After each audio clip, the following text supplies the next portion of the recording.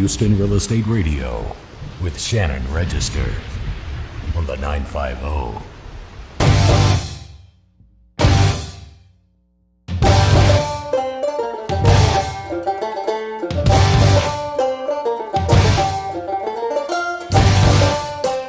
Thanks for tuning in to Houston Real Estate Radio to learn more about real estate issues that you can use on your next real estate transaction. You can always find out more about any of the guests that we bring on the show at HoustonRealEstateRadio.com. We have lots of videos on there, and we bring you lots of very impressive guests. We've got a great one for today's show. And if you have a question, you can call us at 281-882-8088. And you can also, if you're on Twitter, tweet us your questions using hashtag HRER, and we'll answer those.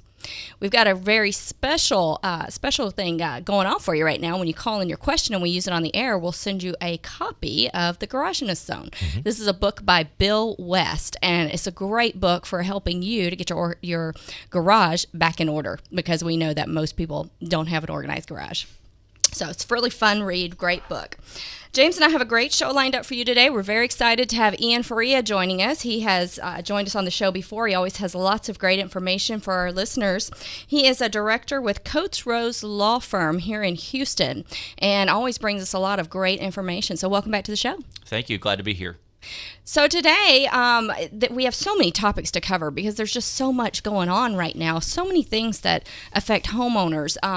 Consumers just trying to purchase homes are running into so many issues right now. So many things to talk about. James, which one to start with? Well, tell us a little bit about appraisals. What's going on out there with that? Appraisals are, quite frankly, one of the biggest headaches I think we have right now in Texas real estate.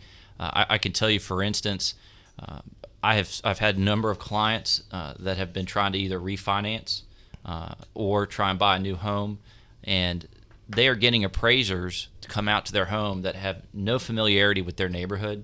Mm-hmm. I personally know of one where they sent a Katy appraiser all the way to the Woodlands, and that it just seems silly. But the problem that we're facing with is with the real estate crisis we had a few years ago that is still pretty much ongoing today.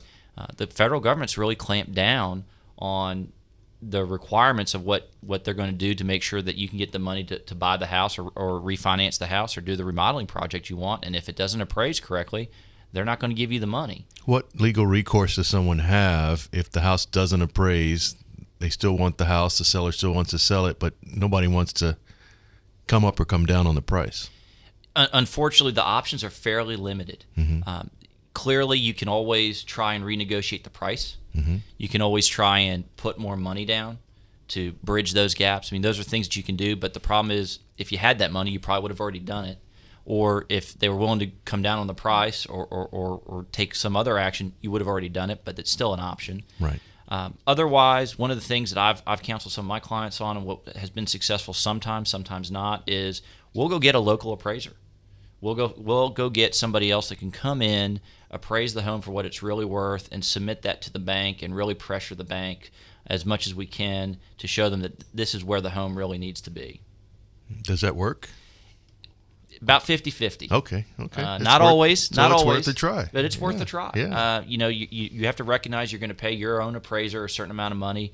It's usually between $300 and $500 to come out to walk the home. And what you're doing is you're trying to get your own advocate to one extent, but you want someone that's well qualified, that the banks know of, that they use, and really your real estate broker, if you have a real estate attorney you use, are going to have those types of contacts.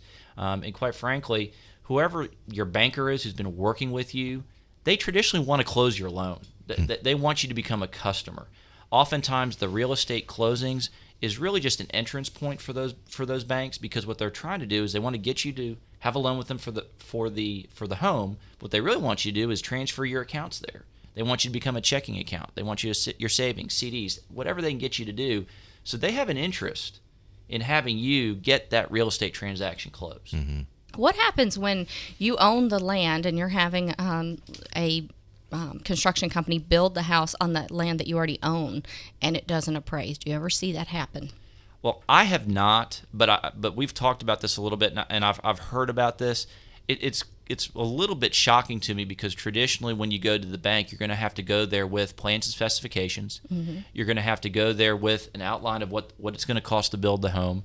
Your builder's going to have to show that they're financially stable and able to build the home, because what the bank is concerned about is, will this asset appraise for what the amount of money is and that they're about to loan you. So that's a critical issue. And more importantly, the bank, while you're building the home, is going to conduct a series of inspections. Now, the inspections are not for your benefit. They're strictly for the bank's benefit. And what they're trying to do is to ensure that whatever they're loaning you the money for, that money's going into the project. So it's kind of shocking to me to hear where a bank is going to be lending that type of money.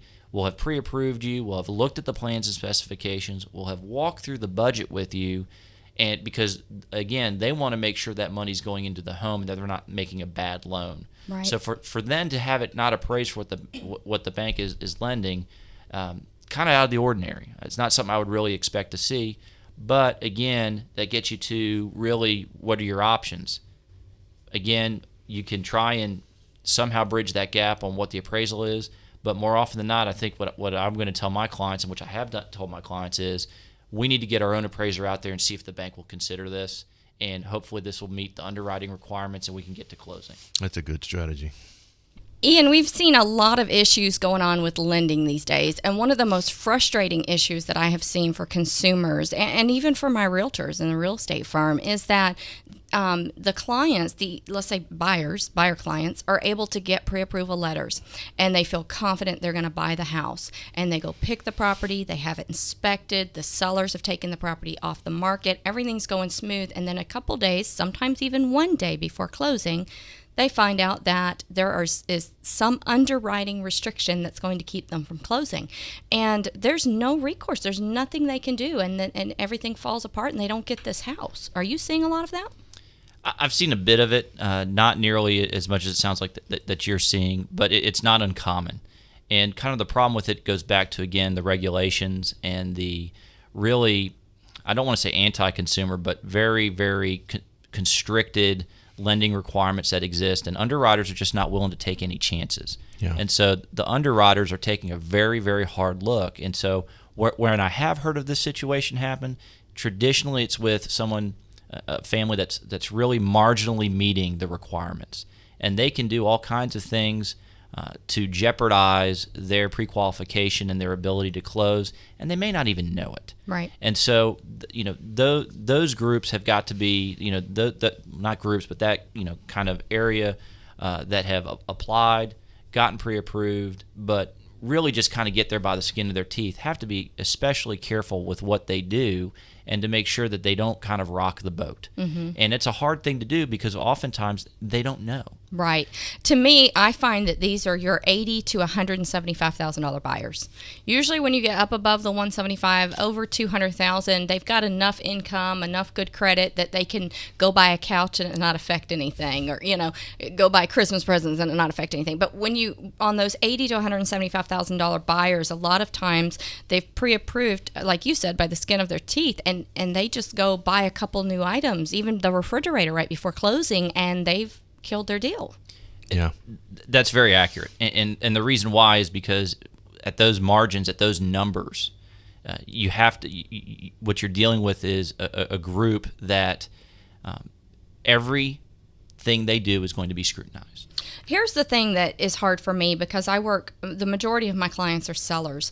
And when I'm working with my seller and we get a pre-approval letter to purchase that home, we don't know if this is a marginal buyer or a really strong buyer. And so my seller is now taking their house off the market, and they're going through inspections and now making repairs to the house that they need to do to get it to close. They've done all these things, and we, in the meantime, have no idea that these people are getting qualified by the skin of their teeth. And now a few days before closing, it falls through. Is there any safeguard for sellers? I mean, because the lender's not going to tell them how well these people qualify or how much, any safeguard for sellers, anything that you'd recommend to a seller? Well, one of the things that you can do, and again, this is slightly unique, but it's a tactic you can take, is if you're really concerned about it, you can always require them to give you a credit check. You can always run it yourself.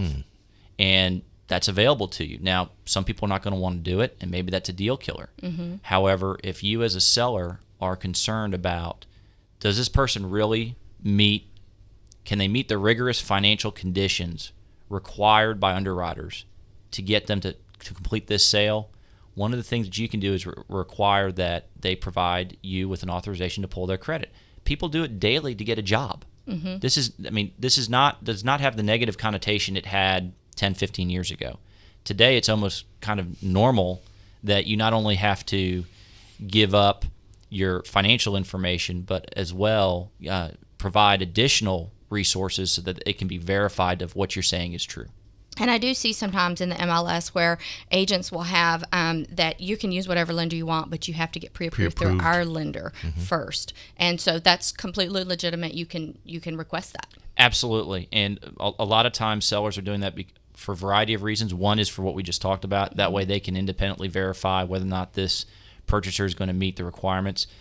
There are other business aspects of it that we probably don't need to go into, but oftentimes those lenders are captured lenders that the seller has done a lot of business with, and it's advantageous for the seller to continue to do business with them. Right. Hey, Ian, can you stay with us? Absolutely. Okay. You're listening to Houston Real Estate Radio. Tweet us your questions at Shannon Register or at James Brown TX, or call us with your questions at 281-882-8088. We'll be right back with Ian Faria from the law firm of Coates Road.